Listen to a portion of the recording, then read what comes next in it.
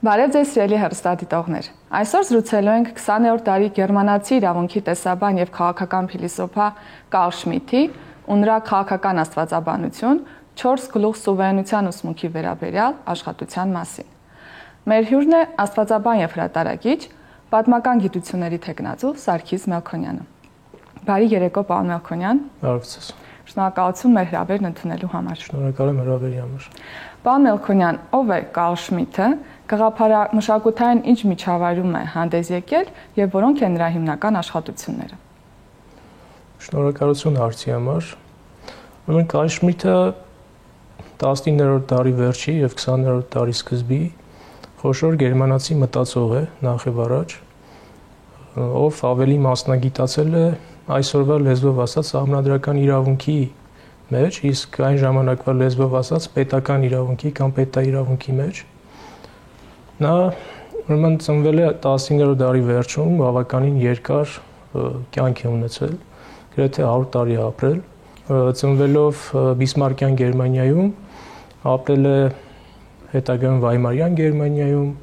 տեսնելով, ականատեսնելով եւ մասնակցելով առաջին համաշխարհային պատերազմին, հետագայում նացիստական Գերմանիայում, երկրորդ համաշխարհային պատերազմում, հետ պատերազմյան Գերմանիայում եւ ապրելով հասնելով ընդհանուր մինչեւ այսօրվա Եվրոպական միության հիմնական ճարտարապետը եղող քաղաքական գործիչ Հելմուտ Կոլի ժամանակները։ Թերևս այս կարճ ներկայացումը Կարլ Շմիթի կյանքի ժամանակագրության արդեն իսկ իր գաղափարների եւ այդ գաղափարների շատ սուր քննադատությունների որոշակի բացատրություն է տալիս, որովհետեւ փոփոխություններն այնքան շատ են եղել իր կյանքի ընթացքում, թե Գերմանիայում, որտեղ ինքը ապրել է, եւ թե համաշխարհային ընդհանուր թատերաբեմում, որ իր գաղափարների բազմազանությունը շատ նաեւ տրամաբանվում է ժամանակով։ Թերևս այսքան է ասեմ, նա ըստ էության շատ բարձր կրթություն է ստացել, կրթությունը սկսել է Բեռլինի համալսարանում, այնուհետև շարունակել է Մյունխենում, հետագայում նաև Շտրասբուրգում եւ հետագայում դասավանդել է գերմանական տարբեր համալսարաններում։ Շատ կարևոր է ասել նրա գաղափարները հասկանալու համար մասնավորապես, որ եղել է համոզված կաթոլիկ եկեղեցու հետևորդ եւ իր շատ գաղափարներ նաև հիմնավորված եւ բացատրելի են եղել հատկապես կաթոլիկ իրականության մեջ եւ կաթոլիկ սկզբունքներից, կաթոլիկ աստվածաբանությունից բխելով։ Բայց մեկ այլ կարևոր հանգամանք է Կարլ Շմիթի գաղափարները հասկանալու համար այն, որ Կարլ Շմիթի քաղաքական աստվածաբանություն ձևակերպումը ոչ թե աստվածաբանական ձևակերպում, այլ իրավաբանական, որովհետեւ շատ ժամանակ լսելով աստվածաբանություն բառը մտածողների կամ ուսումնասիրողների մոտ տրամաբանական եզրակացություն է առաջանում, որ խնդիրը աստվածաբանության մասին է, բայց Կարլ Շմիթի պարագայում ոչ այդքան աստվածաբանության մասին է աստվածաբանությունը բուն իմաստով, այլ քաղաքական աստվածաբանություն ձևակերպում այս պարագայում իրավաբանական ձևակերպում է կամ մեկնաբանելի է իրավաբանական հասկացությունների համատեքստում։ Ապրելով բավականին երկար կյանք, Շմիթը թողել է բավականին մեծ քանակությամբ աշխատություններ եւ հոդվածներ նաեւ, չնայած այն հանգամանքին, որ ընդհանրապես իրավաբանները եւ իրավագիտության մեջ աշխատությունները միշտ լինում են շատ ծավալուն, իրավաբանական գիտությանը հատուկ ձևով, Շմիթը հայտնի է նաեւ նրանով, որ գրել է շատ կոնկրետ, շատ կարճ եւ նրա աշխատությունները ունի անշուշտ նաեւ ծավալուն աշխատություններ, բայց նրա աշխատությունները հիմնականում շատ փոքրացավալ են, որոշները նաեւ էսեատիպ են, սակայն չնայելով նրանց կարճ ծավալին, շատ բովանդակալից են, հատկապես տերմիններով եւ նաեւ շատ առաջին հայացքից հակասական ձևակերպումներով։ Բացի մեր այսօրվա քննարկման առանցքում գտնվող քաղաքական աստվածաբանություն 4 գլուխ սուվերենության ուսմունքի վերաբերյալ աշխատությունը, Շմիթը նաև հեղինակ է շատ այլ բավականին հայտնի հատկապես քաղաքագիտությամբ եւ իրավունքի տեսությամբ, պետության տեսությամբ զբաղվող մարդկանց շրջանակներում աշխատություններով, ինչպիսիք են օրինակ հայտնիներից դիկտատուրա աշխատությունը, որը նա գրել է նախքան քաղաքական աստվածաբանությունը, որում խոսում է սուվերենության հասկացության, պատմական էվոլյուցիայի եւ նաև դիկտատուր եւ դիկտատուրա հասկացությունների մասին, եւ եթե հիմնական գաղափարը ասելու լինենք, քանի որ դիկտատուրա աշխատությունը շատ կարեւոր է Շմիթին հասկանալու համար, նա փորձում է բացատրել, որ դիկտատուրա հասկացության եւ տիրանիա հասկացության միջև շատ կոնկրետ տարբերություններ կան, քանի որ երբ որ լսում ենք դիկտատոր բառը հաճախ, ասոցիացվում է մեզ մոտ անմիջապես տիրանիա կամ բռնակալության գաղափարի հետ, բայց նա փորձում է բացատրել, որ դրանք տարբեր գաղափարներ են եւ մեծ պատմական էքսկուրս է կատարում այս գաղափարը բացատրելու համար։ Մյուս աշխատություններից, որ շատ կարեւոր է հիշատակել Շմիթի, դրանք են ժամանակակից պարլամենտարիզմի, ժամանակակից ասլավ անշուշտ ժամանակվա, ժամանակակից պարլամենտարիզմի բարոյական անկման մասին աշխատությունը, նաև շատ հիշատակելի է եւ բավականին մեծ քանակությամբ փոխվում է նրա աշխատություններից, հատկապես քաղաքական ռոմանտիզմ աշխատությունը, որը նրան ժամանակին մեծ ճանաչում է բերել։ Այստեղ Շմիթին հասկանալու համար թերևս նաև հիշատակելի է նրա դոկտորական ատենախոսությունը մեղքի եւ մեղքի տարատեսակների մասին։ Եվ այսպես շարունակ, նա հեղինակել է մոտավորապես երևի թե 30-ից ավել մենագրություն եւ բազմաթիվ հոդվածներ նաեւ, որոնք որոշներ հրատարակվել են հոդվածների ժողովածուներով, օրինակ այս առումով մեծ աշխատություններից նաեւ հիշատակելի է Շմիթի երկրի նոմոսը, որտեղ հողի իրավունքի եւ երկրի իրավունքի բավականին մեծ ծավալուն աշխատությունն է այս համատեքստում գրված։ Եվ այսպես շարունակ։ Շատ լավ, շատ շնորհակալ եմ։ Վերադառնանք քաղաքական աստվածաբանություն հասկացությանը։ Ձեր խոսքում որոշակի անդրադարձ կատարեցիք, բայց կխնդրեմ մի փոքր ավելի մանրամասնել, թե որոնք են այս հասկացության հիմքերը։ Շատ լավ։ Ուրեմն Շմիթը քաղաքական աստվածաբանություն 4 գլուխ սուվերենության ուսմունքի վերաբերյալ աշխատությունը ինքն իրենով բավականին փոքրացավալ է, սակայն շատ քննարկված եւ բովանդակությամբ շատ խիտ մի ուսումնասիրություն է, որը բաղկացած է 4 գլուխներից, 4 տարբեր մասերից։ Հիմնական առաջին մասը Շմիթը փորձում է սահմանել, թե ով է սուվերենը։ Եվ այնուհետև երկրորդ մասում խոսում է որոշման գաղափարի մասին, որոշում է իրավունքի մեջ, երրորդ գլուխը հիմնականում հենց վերնագրված է քաղաքական աստվածաբանություն, որտեղ նրա հենց քաղաքական աստվածաբանություն եզրույթի մեկնաբանությունն է, եւ չորրորդ մասը, եթե շատ հակիրճ ասեմ, հակահեղափոխության գաղափարի մասին է, բայց հակահեղափոխություն ասելով պետք է հասկանանք հիմնականում լուսավորչական հեղափոխության որպես հակառակորդ, այսինքն նա հեղափոխություն ասելով հասկանում էր եթե մեկ ընդհանուր տերմինով ասենք ֆրանսիական շրջանի է, ֆրանսիական մեծ հեղափոխություն եւ դրանից հետո եկած մյուս հեղափոխությունները, որոնք ընդունված են նաեւ լուսավորչականների հեղափոխություն կամ լիբերալ շրջանի որպես մեկնարկ, նա հակահեղափոխություն ասելով նկատի ուներ հենց այս գաղափարների հակադրությունը։ Չորրորդ մասը Շմիթի աշխատության վերաբերվում է սրան։ Քաղաքական աստվածաբանություն ձևակերպումը որպես այդպիսին Շմիթի գյուտը չէ, դրա համար այսինքն այդ պատճառով շատ կարևոր է այս գաղափարը հասկանալու համար, որ հասկանալ նաև, որ Շմիթը քաղաքական աստվածաբանության նոր ձևակերպողն է, որովհետև քաղաքական աստվածաբանության ակունքները գնում են դեռևս Սուրբ Օգոստինոս երանելու ժամանակները, հատկապես Օգոստինոս երանելու Աստծո քաղաքը երկը, որտեղ Օգոստինոս երանելին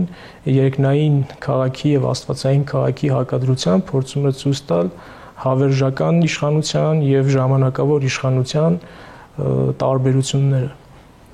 Այսինքն, եթե գնանք ակունքներին, դեռևս գնալու ենք եւ հասնելու ենք առնվազն, այսինքն 3-րդ դար, 2-րդ դար, 4-րդ դար, այնուհետև նաեւ անտիկ շրջան, որովհետեւ Օգոստինոս Երանելին նաեւ իր աշխատության մեջ շատ հաճախ ցիտում է անտիկ մի հեղինակի, որից շատ աշխատություններ չունենք պահպանված, հեղինակյանը Վարոնն է, եւ նույնիսկ Վարոնի մասին շատ գաղափարներ Վարոնից պահպանվել են հենց Օգոստինոսի միջոցով եւ քաղաքական աստվածաբանություն կամ Վարոնի պարագայում քաղաքացիական աստվածաբանություն ձևակերպումը առաջի անգամ հանդիպում է հենց նրա մոտ։ Եթե գանք արդեն հենց ինքնին ձևակերպմանը քաղաքական աստվածաբանություն, շատ կարեւոր է հասկանալ, թե այս ձևակերպման մեջ ինչ նկատի ունի Շմիդտը քաղաքական ասելով, քանի որ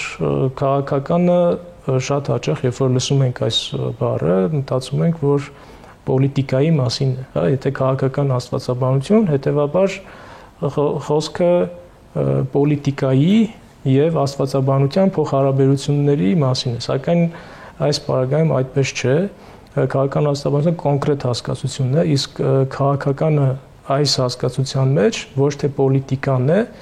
այլ եթե մեկ բառով ասեմ, աշխարհիկ աշխարհը։ Օրինակի համար ես շատ հաճախ այս տերմինը բացատրելիս հողում եմ կատարում արևմտահայերենին, մասնավորապես արևմտյան Հայաստանում կամ արևմտահայերի կոնտեքստում 1863 թվականի ազգային սահմանադրությունը, որտեղ սահմանադրության մեջ կային երկու ժողովներ՝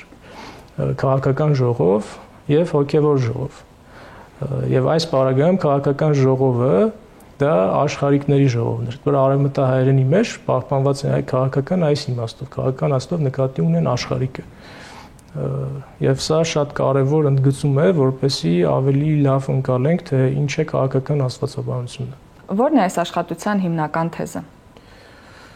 Աշխատության հիմնական թեզը, որը ամփոփված է գրքի 3-րդ գլխում, այն է, որ ժամանակակից պետական կամ պետաիրավական ուսմունքի հիմքում ընկած հստակ գաղափարները, դրանք բոլորը աշխարհիկացած աստվածաբանական հասկացություններ են։ Այսինքն Շմիդտը ձգտում էր ասել, որ չնայած նրան, որ մենք ապրում ենք աշխարհիկ պետությունների դարաշրջանում, այնուամենայնիվ այս աշխարհիկ պետության իրավական համակարգը, որով որ կարգավորվում է պետության ներսում մարդկանց փոխհարաբերությունները, ունի աստվածաբանական հիմք եւ առանց աստվածաբանական հիմքը հասկանալու հնարավոր չէ կառուցել պետական իրավական համակարգ։ Թերևս սա Շմիդտի քաղաքական աստվածաբանություն գրքի հիմնական գաղափարն է։ Որն է Սուվերենի Շմիդտյան ըմբռնումը եւ ինչ տեսական հիմնավորումներ է նա ներկայացնում։ Շատ լավ։ Այս հարցին պատասխանելու համար շատ կարճ էքսկուրս պետք է անեմ մինչև Շմիդտին հասնելը։ Ուրեմն ընդհանրապես Արևմտյան Եվրոպայի եվրոպական միջավայրում սկսած արդեն 16-րդ դարում, երբ որ առաջանում էին ազգային պետությունները, հա, այսպես կոչված, այդ բոլոր ազգային պետությունները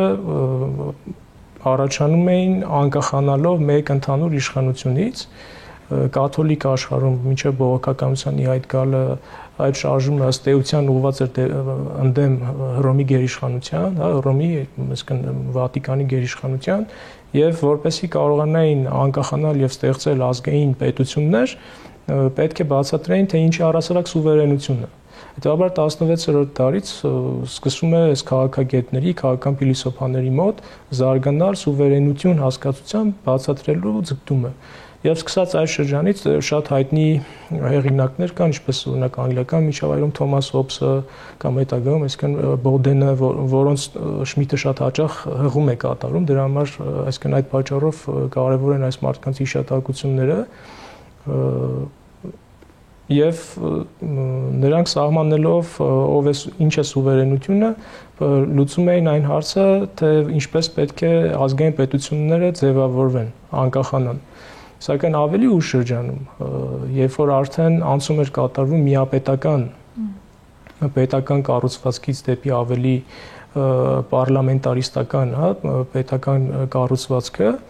այս պարագայում խնդիր էր առաջանում սահմանել նաև թե ով է սուվերենը, որովհետև եթե միապետական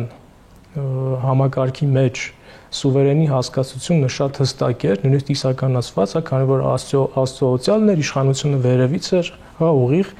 հետեւաբար հարց չէր առաջանում, թե ով է սուվերենը, աստվածային իշխանություն կրողն էր սուվերենը, բայց եթե միապետին դուրս ենք թողնում եւ բերում ենք պետության մեջ պարլամենտիզմի գաղափարը, այս պարագայում հարցեր էր առաջանում, թե ով պետք է լինի սուվերենը, ինչպես պետք է ձևակերպել սուվերենին, եւ Շմիթը իր աշխատության հենց ամենասկիզբը իրեն հատուկ ոճով շատ կարճ կոնկրետ գրում է, որ սուվերենը նա է, ով որոշում է կայացնում արտակարգ իրավիճակի վերաբերյալ։ Այս հասկացությունը բացատրելու համար պետք է երկկողմանի նայենք խնդրին, որովհետև խնդիրը ոչ թե ուղակի արտակարգ իրավիճակ հայտարարելու մասին էր, այլ նաև արտակարգ իրավիճակի ժամանակ որոշում կայացնելու մասին։ Շատ կարևոր է ասել, որ այս գիրքը հրատարակվել է 1922 թվականին Վայմարյան Գերմանիայի այս ժամանակաշրջանում, երբ որ Բիսմարկյան Գերմանիան, այսինքն այսպես կոչված երկրորդ Ռայխը, պարտություն էր կրել առաջին համաշխարհային պատերազմում եւ գերմանական հասարակության մեջ էգզիստենցիալ խնդիրներ էին առաջացել։ Հա, պետության փոփոխում, որոնք բերեցին ընդհանուր մինչև պետական ամբողջ համակարգի փոփոխության եւ Վայմարյան Գերմանիայի ի հայտ գալուն, իսկ Վայմարյան Գերմանիան դա առաջի դեմոկրատ գերմանական հանրապետությունն էր, որը սկիզբ առավ Վայմար քաղաքում ընդունված սահմանադրությունից, նոր սահմանադրությունից։ Եվ այս սահմանադրության մեջ կա 48-րդ հոդվածը, որի կազման գործընթացում նաև մասնակցում է Կարլ Շմիթը, որտեղ խոսվում է հենց այս արտակարգ իրավիճակի որոշում կայացնելու եւ այդ որոշումը իրականացնողի եւ իրականացնողի նաեւ մեխանիզմների մասին, թե ինչ մեխանիզմներ, ինչ գործիքակազմով է նա դա իրականացնում։ Այդ է շատ կարճ ասեմ, պատկերացնենք մի իրավիճակ, որ միջնաբերդ է եւ այս միջնաբերդը պաշարված է թշնամիների կողմից։ Հիմա երբ որ միջնաբերդը պաշարված է թշնամիների կողմից, միջնաբերդի ներսում պետք է ի հայտ գա դիկտատոր, ով որոշում է կայացնում, որովհետև եթե թողի ամեն ինչը կառավարիչը լիբերալ մտածողության վրա, ազատական մտածողության վրա, պաշտպանությունն իրականացնել շատ դժվար կլինի։ Հիմա որոշում կայացնելը այս կոնտեքստում է պետք հասկանալ, որ արտակարգ իրավիճակ է, միջնաբերդը պաշարված է եւ արտակարգ իրավիճակում պետք է ի հայտ գա սուվերենը, ով կայացնում է որոշում եւ այդ որոշումը կարող է նաեւ այդ պահին չհամապատասխանել տվյալ տարածքի օրենքներին, որտեղ արդեն օրենքից դուրս իրավիճակ է։ Մի իրավիճակ է, երբ որ օրենքը այլևս չի աշխատում եւ չեն կարող օրենքով շարժվել։ Այսինքն պահպանելու համար պետության ամբողջականությունը պետք է մեկը, ով սուվերենն է, ով այդ օրենքից դուրս է գալիս արդեն, դուրս որոշում է կայացնում։ Դրա համար շատ հաճախ այս սուվերենի գաղափարը Շմիթը կապում է ամենակարող Աստծո հանգամանքի հետ, երկնային թագավորության մեջ ամենակարող Աստված եւ օրենքից դուրս գալու հանգամանքը կապում է նաեւ հրաշքի գաղափարի հետ։ Երբ որ կան բնության օրինաչափություններ, իսկ հրաշքը այս բնության օրինաչափություններից դուրս մի բան է, որի որոշում կայացնողը ամենակալ Աստված է։ Եվ կա օրենսդրական միջավայր, սահմանադրական միջավայր, սակայն արտակարգ իրավիճակով պայմանավորված այս օրենսդրական վիճակից դուրս են գալիս եւ այս պարագայում որոշում կատարողը արդեն սուվերենն է, բացարձակ սուվերենն է։ Իսկ ինչպես են փոխհարաբերվում աստվածաբանական եւ քաղաքականը պետության վերաբերյալ Շմիթի ունեցած ձևակերպած տեսության մեջ։ Պետականը եւ քաղաքականը, եթե շարունակելու լինենք այս մեր զրույցի տրամաբանությունը, հենց այս գաղափարն է Շմիթը բերում մեջտեղ, նաեւ հողում կատարելով Օգոստինոսի Աստծո քաղաքը աշխատությանը, իսկ Աստծո քաղաքը, ինչպես արդեն ասացի, այն մասին է, որ Օգոստինոսը ցույց տալով երկնային քաղաքի գաղափարը եւ աստվածային քաղաքի գաղափարը ցույց է տալիս հավիտենականը եւ ժամանակավորը։ Շատ կարևոր է այս գաղափարը հասկանալու համար պատմական էքսկուրս կատարել, որովհետեւ այն ժամանակաշրջանը, երբ որ Օգոստինոսը գրում էր